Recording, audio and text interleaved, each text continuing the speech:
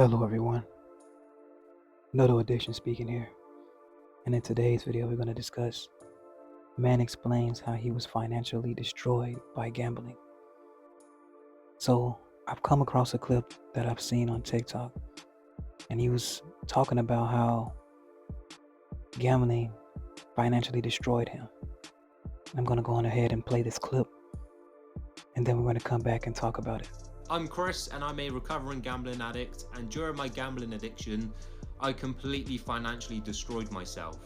Now when I was gambling, I was completely obsessed with gambling. It dominated my whole life, and any sort of money I had, I wanted to put it into gambling. I couldn't justify spending money on other things that weren't gambling. Even if I needed to put fuel in my car, I would rather put that money on a bet. Now, even if my bets were to win, I would just put those winnings into more gambling to try and win more money. I was never satisfied with any amount of money. Now, there's only one winner when that happens, and that is certainly not me, the gambler. So when I would run out of money, I would then turn to loans, credit cards, try and borrow money off friends and family, any sort of way I could get more money and more credit, so I could continue to gamble and continue to feed my gambling addiction. Now by doing this, I racked up around £25,000 worth of gambling debt through loans and credit cards. I completely destroyed my credit score, but not only this, I lost all respect for money. Because 99% of my gambling was done online, it was just like numbers on a screen. I didn't truly grasp the amount of money I was gambling until my card would just start declining. So financially, gambling completely destroyed me.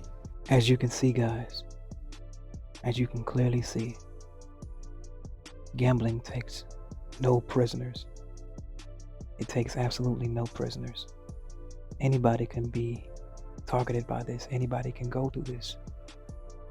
You never know when it's really going to come knocking at your door, especially if you're indulging in this. And like he said before, he was just betting, and he was just betting away all of his stuff that he didn't think that he was going to be doing. He basically just kept on using loans to try to supplement the income. He was trying to use that to help aid in being able to bet at these places, at these facilities that prey upon people that have gambling addictions.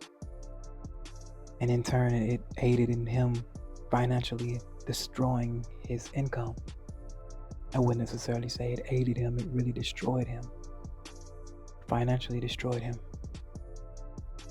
And the crazy part about it is, you never know, you never think that it could happen to you. You never think that this type of thing is, you feel like you'll be above this because you feel like you're so smart and you feel like, oh, I got everything under control. But it can spiral out of control without you even knowing it. One thing leads to another. You play with your regular money, it's fun at first. It's always fun at first. But then, as time goes on, the more you gamble, the more you put into these machines, the more that you fill and line these people's pockets and trying to disguise it as fun, it's only going to lead to ruin. It's not meant for you to win. It's never meant for you to win. Never. That's just the honest thing about this. That's the only honest part about it. That's the only sure thing about it, is that you're not supposed to win. That's the way it is. See, these people, they don't care about your finances. They don't care about your life. These facilities, these people that have these places up, they don't care about anything but the dollar that you put into their pockets. That's it. That's all that matters to them, is the profit. They're profiting off of those that have addictions to this, addictions to want to get more money, probably in some type of financial damage. And now, all of a sudden, you're in a perpetual cycle of betting your money. And it can happen to you, and it can eventually financially destroy you. That's the thing with this, guys. That's the thing with this. Many people might not understand this, but for the ones that have a problem with this, that has gotten into it and has gotten in too deep, oh, we understand this very well. very well. It's never just as easy just to be like, oh, I'm not gonna do that. We already know how that goes. This happens over and over again. Happens over again. And the only way that you can change and the only way that you can get out of it is to really want to change. But it's gonna have to happen for you over and over again, for you to quit over and over again. It's what it's gonna take for a lot of people. And I'm gonna continue to keep reminding you guys of this message because that's what helped me get out of it. Constant reminders, constantly hearing this, constantly having this voice in my head, and through the content creators helping me put that level of conviction on me so I can keep on moving toward the right path of getting away from this demonic type of addiction.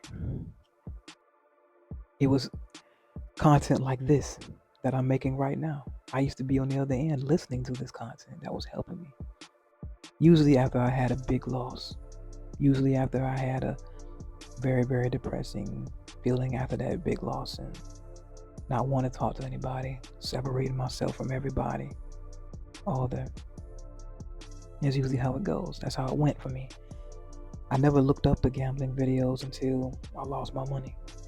And it was always like that. But when you're in the rush, you don't think about it. You don't think about watching gambling videos because it's gonna demotivate you from going to gamble in the first place. Because you don't think about it. And it's something called the clean slate syndrome that was enabling me to keep going to gamble after I've lost money and after I know that my number of money that I've lost have built up. But the clean slate syndrome that I've said before, we make everything seem like it's a new day. Like, okay, yeah, I haven't lost any money.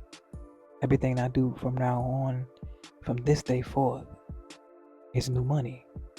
I'm not worried about the money that I lost before. So we try to put ourselves in la la land and try to negate the fact that we've lost this amount of money. So we make it a clean slate, like as if this is the first bet we've ever made. When we've destroyed a whole bunch of stuff, we've led a bunch of turmoil, a whole bunch of destruction on our path up here, on our way to this point right here. But we try to cancel it, we try to bury it, we try to forget it so we can focus on the next bet, the new bet. That's what we do. That's what we do. That's how it leads to financial destruction. That's how it leads to financial ruin. Because we keep giving ourselves reasons to further indulge in this. Even if it's hurting us so bad, it's messed us up so bad, we can always find another reason to go back. Oh no, I just had a bad time. It just wasn't my day. I can make the money back up. Oh, I get paid in the next week or so. I got this payday loan. I can take care of things. We find every which way to rationalize this. We find every which way to keep further indulging in this. We find every which way to keep going back to these facilities that are preying upon us, that are destroying us mentally, financially, and separating us from our families and friends, just to get another bet, just to try to double our money. It gets to the point where it's even beyond the money at that point. The money is something that does get destroyed and other things as well, the resources and all that, but the mental state of mind is what really gets destroyed in the long run. That's what's really taking a big hit. That's what's taking the biggest hit of all. And until we acknowledge it, until we finally just, hey, this is what it is, nothing will change. Nothing will change until we get into our mind that, hey, we were messing ourselves up mentally as well. We have to be able to acknowledge that. But it's hard to acknowledge that when you're stuck in this perpetual cycle and you keep giving yourself reassurance to go and bet that next bet and try to win more money. We're not appreciative of what we have, so we need to get more. And our life doesn't have any substance, so we use this as entertainment as well. So it's those things in combination that are keeping us in this type of cycle right here. But I just wanted to share this with you guys because I know it's this type of content that helped me out, and I want to share this with other people as well. And remember, a gambler never wins until they quit. I'm out.